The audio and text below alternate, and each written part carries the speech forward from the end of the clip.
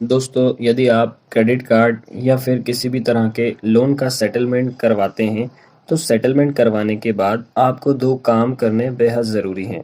अगर आप नहीं करते हैं, तो आपको बड़ा नुकसान उठाना पड़ सकता है। ये 2 काम कौन से हैं, आज हम इसी के बारे में डिटेल में बात करेंगे। तो चलिए शुरू करते हैं। वीडियो को लाइक कर दें, चैनल को सब्सक्राइब कर दें और बेल आइकन दबा दें। तो देखिए, क्रेडिट कार्ड हो या फिर किसी भी तरह का लोन हो, लोगों को ऐसा लगता है कि एक बार सेटलमेंट हो जाए तो इससे हमें छुटकारा मिल जाएगा। लेकिन कई बार लोग सेटलमेंट करके भी बड़े बुरी तरह से फंस जाते हैं और उन्हें दोबारा से पूरा का पूरा बकाया अमाउंट चुकाना पड़ता है।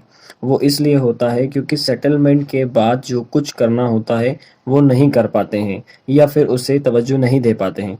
तो देखिए, सेटलमेंट के बाद जो सबसे पहले आपको जो काम करना है, वो आपको सेटलमेंट लेटर चेक करना है। ये रियल है या फर्जी है। इस पर मैंने और भी वीडियो बनाई है, आप वो भी देख सकते हैं। तो सबसे पहले तो आपको सेटलमेंट लेटर वेरीफाई करना है, देन आपको पेमेंट करना है। पेमेंट आपको कैसे करना है? अगर मान लीजिए क्रेडिट कार्ड का ड्यू है, तो आपको अपने क्रेडिट कार्ड से पेमेंट करना है। जो आपके पास लिंक होता है, उस लिंक के थ्रू आपको पेमेंट करना है, या फिर बैंक में जाके या फिर बैंक के ऑफिशियल वेबसाइट से आपको जाके करना है। ये सही तरीका होता है। इसके बाद जो बैंक या फिर जो एजेंट स्टाफ के थ्रू आपने बात करके सेटलमेंट करवाया है, तो आपको पेमेंट करने के बाद उनसे आपको एक बार कंफर्म करना है कि हमने सेटलमेंट का अमाउंट सारा पेमेंट कर दिया है।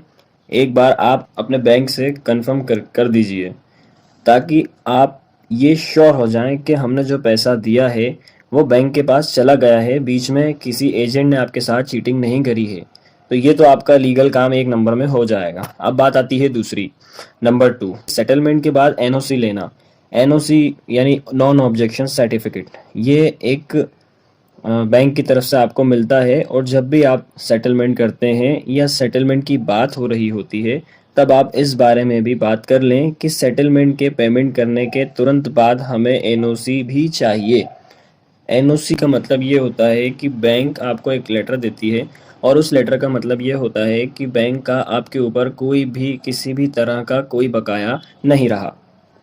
तो बैंक अगर अपने लेटर हेड पर एक एनओसी बनाकर आपको दे देती है, चाहे आपके ईमेल आईडी पर आ जाए या फिर आपको बैंक से हार्ड कॉपी मिल जाए। अगर आपको एनओसी मिल जाता है तो आप इत्मीनान हो जाते हैं और आपका सेटलमेंट हो जाता है। और बैंक ने भी आपके सेटलमेंट और पेमेंट को वेरीफाई करने के बाद एक एनओसी यानी नो ऑब्जेक्शन सर्टिफिकेट जनरेट करके दे दिया है। तो एनओसी के लिए ज़रूर बात करें, क्योंकि कई बार ऐसा होता है कि लोगों ने सेटलमेंट तो करवाया, पेमेंट भी कर दिया, लेकिन उन्हें एनओसी नहीं मिला। ये बैंक एनओसी देने से मना कर रही है, या जिस बंदे से, बैंक के अधिकारी या जिस रिकवरी एजेंट से आपने सेटलमेंट करवाया है, वो भी एनओसी देने से मना कर रहा है। तो फिर यहाँ पे शक पैदा होता है कि हमने जो पेमेंट किया है, ये वाकई बैंक के खाते में गया है या फिर बीच में हमारे साथ कोई फ्रॉड हो गया है।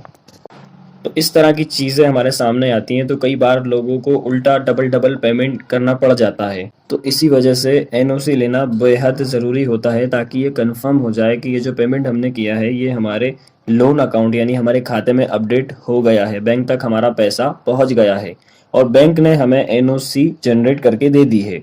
अब हमारा किसी भी तरह का बैंक का हमारे ऊपर किसी भी तरह का कोई ओवरड्यू नहीं रहा है। तो सेटलमेंट करवाने के बाद आपको सिर्फ ये 2 काम करने हैं। अगर आप ये 2 काम करते हैं, तो मान लीजिए कि आपका सेटलमेंट सक्सेसफुली हो जाता है और आपके ऊपर कभी भी इन फ्यूचर कोई बैंक क्लेम नहीं कर सकती आपके ऊपर, ना ही आपके ऊपर कोई दबाव बनाया जा सकता है इस पैसे के लिए, क्योंकि आपका पूरा क्लियर हो जाएगा।